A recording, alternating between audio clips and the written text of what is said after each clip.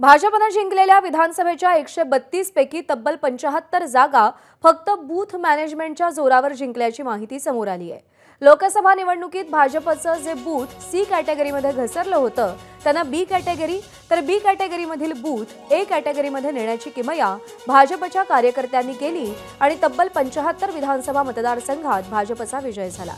या विजयावर भाजपचे प्रदेश उपाध्यक्ष संजय भेंडेंनी प्रतिक्रिया दिली आहे, पाहूया। विधानसभा निवडणुकांमध्ये भाजपने खूप मोठा विजय मिळवलेला आहे, मात्र विरोधक या विजयाला ईव्हीएम मॅनिप्युलेशनशी जोडत आहेत।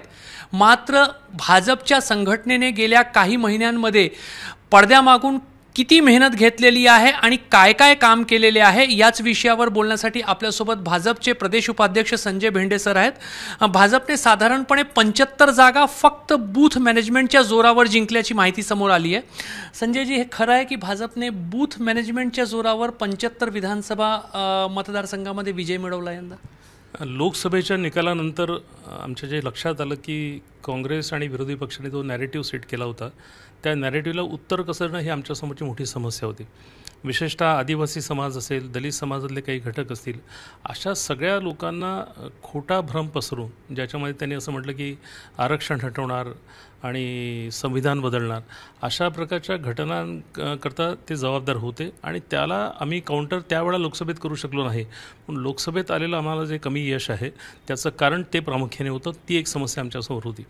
यासोबतच भारतीय जनता पार्टीने राज्यामध्ये विजयी व्हावं याकरता लोकसभेच्या निकालानंतर सगळ्या कार्यकर्त्यांनी कंबर कसली, त्यांचं त्या ठिकाणी प्रशिक्षणही घेण्यात आलं आणि या प्रशिक्षणामध्ये विशेषत्वाने जोर दिला की एक तर फेक नॅरेटिव्हला योग्य उत्तर देणं, त्यांचं समाधान करणं आणि अशा प्रकारे भारतीय जनता पार्टी कधीही म्हणजे आरक्षण काढणार नाही आणि संविधान बदलणार नाही, अशा प्रकारची भूमिका आणि हे लोकांपर्यंत जाणं हे एक प्रमुख काम होतं। दुसरं प्रमुख काम ज्यांनी निवडणूक नेहमी जिंकल्या जाते हे आम्ही नेहमी करतो, पण यावेळेला जरा अधिक कटाक्षाने केलं की बूथ मॅनेजमेंट हा विषय होता, ज्यात प्रत्येक बूथवरती ज्या ठिकाणी भारतीय जनता पार्टीला मोठ्या प्रमाणात पोलिंग होतं त्याचं पर्सेंटेज कसं वाढवायचं। साधारणतः याच्यात आम्ही सफल झालो आणि 15 ते 20% बदल याच्यामध्ये झाला। ज्या ठिकाणी आम्हाला 50% किंवा 55% 60% व्होटिंग होत होतं त्या ठिकाणी लक्षात आलं की 70-75% आम्ही पोहोचलो आणि एकूण आमचं जे व्होटिंग होतं भारतीय जनता पार्टीचं त्यात ते वाढलं। यात शहराचं प्रमाणही आहे, ग्रामीण भागातलं देखील आहे। यासोबतच आम्ही ABC अशी कॅटेगरी केली। या ABC कॅटेगरीमध्ये जे वीक बूथ होते या वीक बूथमध्ये व्होटिंग वाढावं हा प्रयत्न होताच, ते कठीण काम होतं, पण त्याही ठिकाणी कार्यकर्त्यांनी घरोघरी जाऊन या प्रकारे व्होटिंग कसं वाढवता येईल याचा प्रयत्न केला। पण अधिक प्रयत्न जे बूथ भारतीय जनता पार्टीला समर्थन करत होते किंवा नेहमी अधिक व्होट मिळत होते अशा बूथवरती कार्यकर्ते घरोघरी जाऊन त्यांना विनंती केली गेली आणि त्यातून देखील बूथ मॅनेजमेंट प्रॉपर झाल्यामुळे एकंदर व्होटिंगचं पर्सेंटेज वाढलं। यासोबतच केवळ बूथ मॅनेजमेंट करताना आम्ही यादीचं नीट वाचन केलं। यादी वाचन एक मोठा कार्यक्रम होता।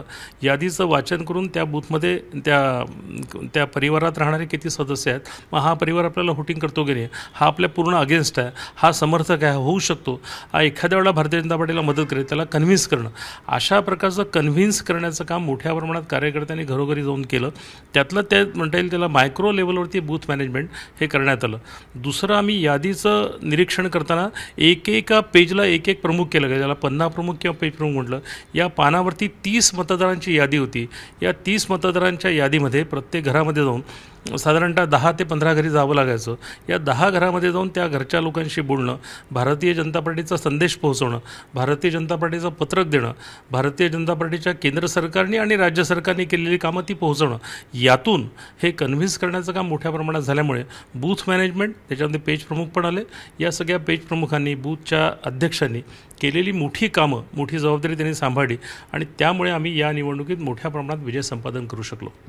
तुम्ही जसं सांगितलं A-B-C-D असे कॅटेगरीजचे बूथ होते, तर यामध्ये डीच्या बूथला सीमध्ये, सीला बीमध्ये आणि बीला एमध्ये अपग्रेडेशन किती प्रमाणात आपण करू शकलात? साधारणतः हे अपग्रेडेशन मोठ्या प्रमाणात व्हावं असा प्रयत्न आमच्याकडनं झाला.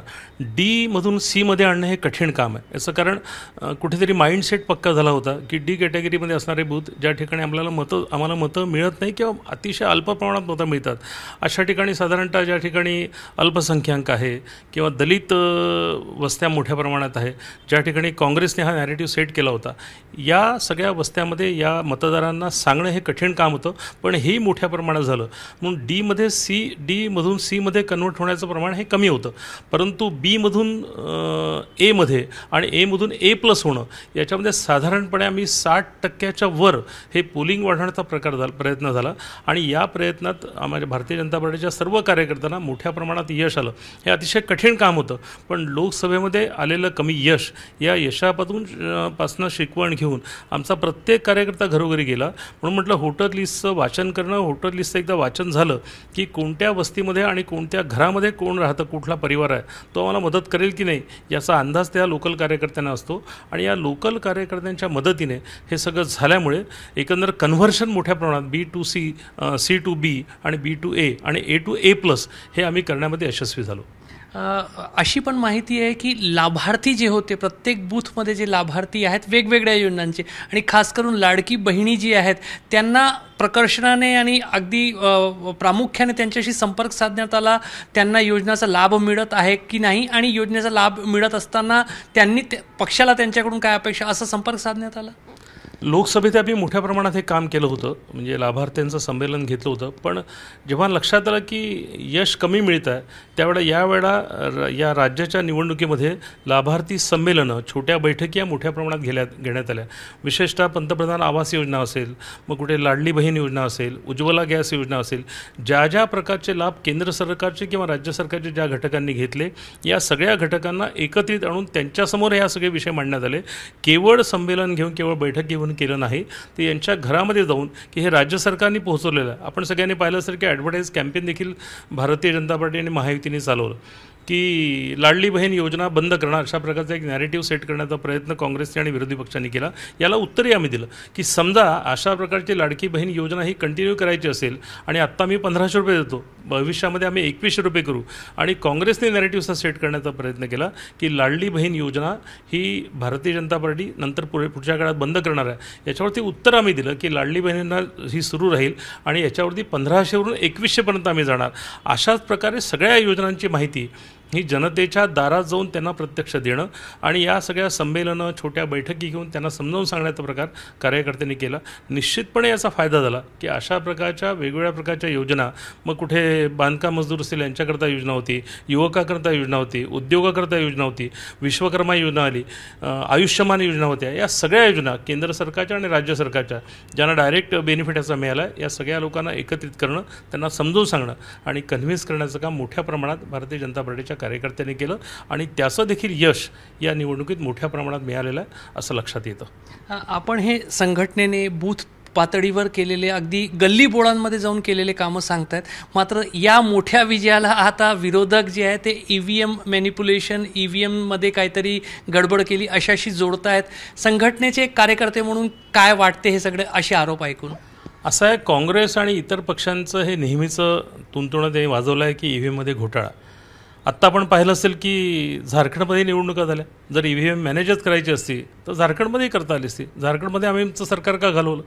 त्याच्यामुळे EVMमध्ये झालेला गोंधळ किंवा तो जो उल्लेख करतात नेहमी काँग्रेसचे, हे अपयश आलं की नेहमी EVMला दोष द्यायचा, हे त्यांचं नेहमीचं स्टेटमेंट असतं. असं EVMमध्ये कुठेही काही होत नाही. अनेक पुरावे त्याला मिळाले. हॅकिंग होतं की नाही EVMचं त्याचंही उत्तर टेक्निकल टीमनी केंद्र सरकारच्या आणि राज्य सरकारच्या दिलं आहे. त्याच्यामुळे EVMमध्ये 100% कुठेही घोळ नव्हता. EVMच्या आधारावरती याच्यापूर्वी देखील निवडणुका झाल्या आणि म्हणून ज्या ठिकाणी अपयश येतं तेव्हा काँग्रेस निवडणुकीच्या नंतर अशाच प्रकारचा ते EVMला दोष देतात. हे दोष देणं ही काँग्रेसची नीती आणि काँग्रेसची परंपरा राहिलेली आहे. पण या यशामध्ये कार्यकर्त्यांनी केलेलं परिश्रम आणि भारतीय जनता पार्टीने आणि युतीने आखलेली नीती याचा विजय हा नक्की आहे. तर बूथ मॅनेजमेंट करण्यासंदर्भात भाजपच्या संघटनेला नेहमीच ओळखलं जातं, मात्र लोकसभा निवडणुकीमध्ये त्या संदर्भात प्रयत्न करूनही यश आलेलं नव्हतं. मात्र यंदा भाजपचं संघटन आपल्या बेसिक्सकडे गेलं, बूथ मॅनेजमेंटवर लक्ष दिलं आणि त्यानंतर असा मोठा विजय आम्हाला मिळाल्याचं भाजप नेत्यांचं म्हणणं. एबीपी माझा, उघडा डोळे बघा नीट.